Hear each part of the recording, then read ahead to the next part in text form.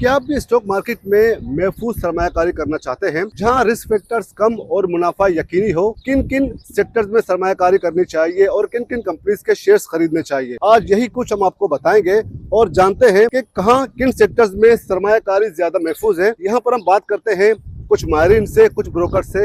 हमारे साथ रहिए जी। इस वक्त हम आपको पाकिस्तान स्टॉक एक्सचेंज के ट्रेडिंग हॉल में लेकर आए, जहां पर हम बात करते हैं एक्सपर्ट से, ब्रोकर से कि किन किन सेक्टर्स में सरमायाकारी करनी चाहिए और किन किन कंपनियों के शेयर्स ऊपर जा रहे हैं। जी अस्सलाम वालेकुम शेयर, बट ये बताएगा कि नए सरमायाकार जो नए नए यहाँ पर आए हुए हैं, उनको क्या सजेस्ट करना चाहेंगे, किन कंपनीज के शेयर्स उन्हें खरीदने चाहिए? देखिए, जो नए सरमायाकार पाकिस्तान स्टॉक मार्केट में बहुत तेजी से आ रहे हैं, हम समझते हैं कि सबसे पहले उन्हें पाकिस्तान स्टॉक एक्सचेंज की वेबसाइट पे जाएं, बहुत अच्छे से उसकी स्टडी करें, तमाम कंपनीज का डेटा अवेलेबल है। फिर हम देखते हैं कि मार्केट जिस तरह से रिएक्ट कर रही है आजकल, बजट आने के बाद से सिक्लिकल स्टॉक्स के अंदर काफी ज्यादा जान पड़ गई एक बार दोबारा।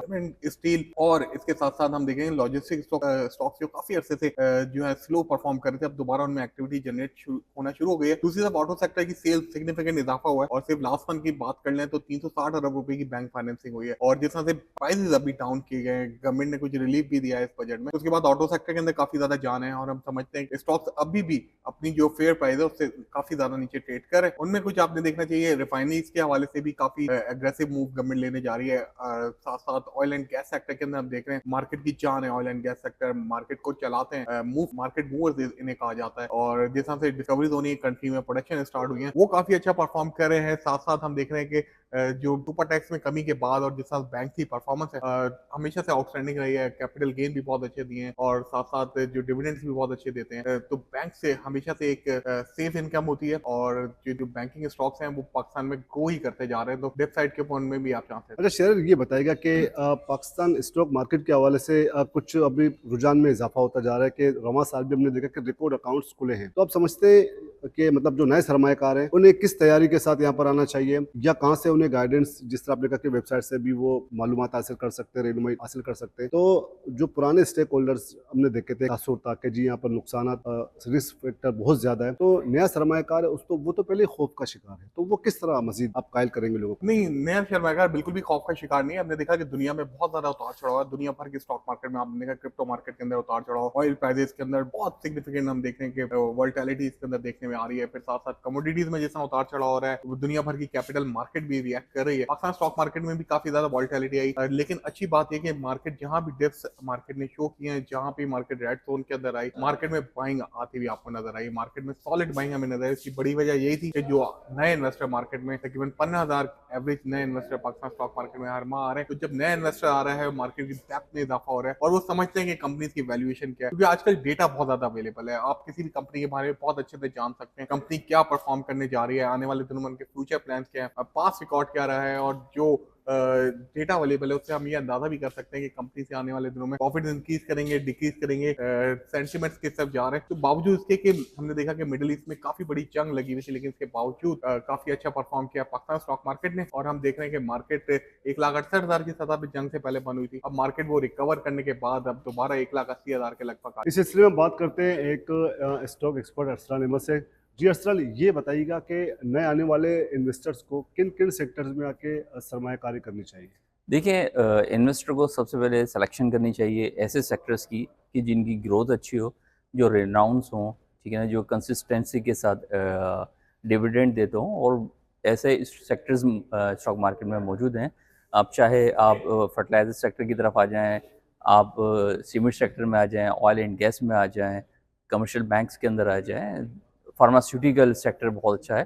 तो सेक्टर्स बहुत अच्छे हैं और उससे में जो कंपनीज़ हैं वो भी बहुत अच्छी हैं। तो इन्वेस्टर को थोड़ा सा स्टडी करनी चाहिए और ऐसे सेक्टर जो मैंने अभी आपको बताए सेक्टर्स, इनको थोड़ा सा गो थ्रू करें और इसमें से पिक करें टॉप 5 जो कंपनीज़ हैं, और फिर उनमें जो है ना वो इन्वेस्टमेंट करें।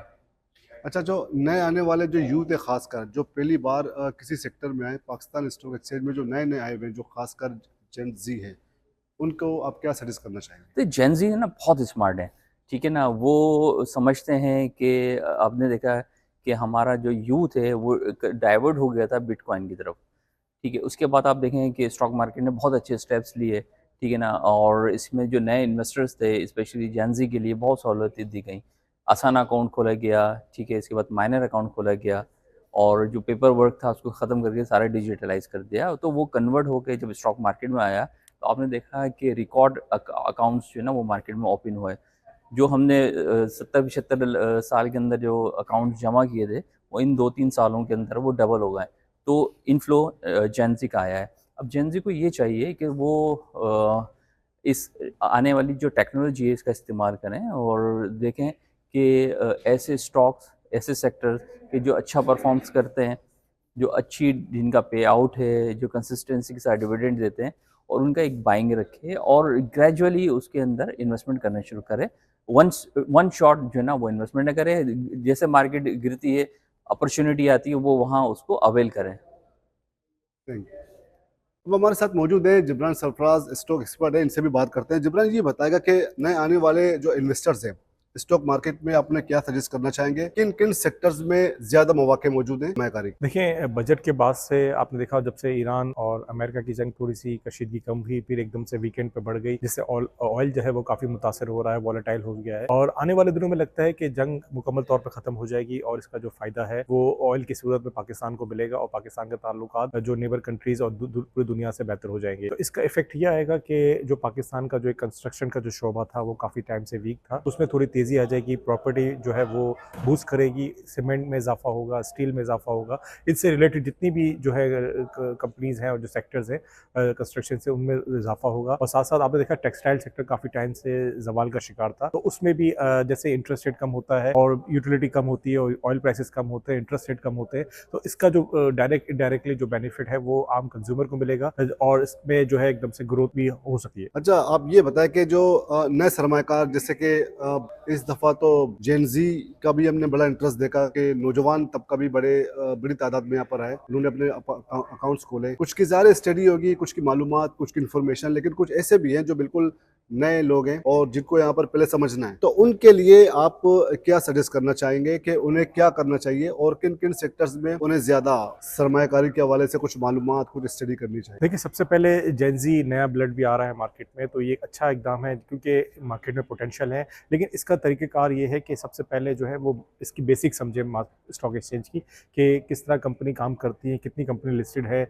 और कितने सेक्टर्स हैं, किस सेक्टर में ज़्यादा जो है वो पोटेंशियल है, चार्मिंग है, और किसका हाई पूरे साल का हाई और लो देख के और उसमें क्या ग्रोथ है, तो स्टडी करके काम करेंगे तो थोड़ा सा इनको तकरीबन शुरू में तकलीफ होगी, लेकिन लॉन्ग टर्म में जो है वो उनको बेनिफिट अच्छा होगा और साथ साथ इनकी अर्निंग भी होगी, पैसा भी कमाएंगे और साथ साथ जो है इनकी नॉलेज में भी। बहुत बहुत शुक्रिया जिब्रान, आपने जो नए आने वाले इन्वेस्टर्स हैं उनकी सही रहनुमाई की कि किन किन सेक्टर्स में सरमायाकारी करनी चाहिए और खासकर जो ऑयल एंड गैस और कंस्ट्रक्शन के सेक्टर्स में भी जो है वो सरमायाकारी के हवाले से भी यहाँ पर एक रुझान मौजूद है। और इसके अलावा और कहा जा रहा है कि कुछ ऐसे भी सेक्टर्स हैं और जो जिस तरह बैंकिंग भी है और इंश्योरेंस भी है, कमर्शियल बैंक्स वगैरह, तो वहाँ पर भी जो है वो कई मौके मौजूद हैं। तो इस हवाले से जो नए सरमायाकार हैं यकीनन उनकी मालूमात में शायद कुछ इजाफा हुआ होगा और उन्हें एक रहनुमाई मिली होगी कि उन्हें यहाँ पर आने से पहले क्या स्टडी करनी चाहिए, क्या तैयारी करनी चाहिए, ताकि रिस्क फैक्टर कम हो और ज्यादा से ज्यादा मुनाफे के मौके जो है वो उनके लिए दस्तयाब हो। तो आपके लिए इतना ही, आइंदा एक और वीडियो के साथ आपकी खिदमत में हाजिर होंगे। तब तक के लिए इजाजत दीजिए। अल्लाह हाफिज।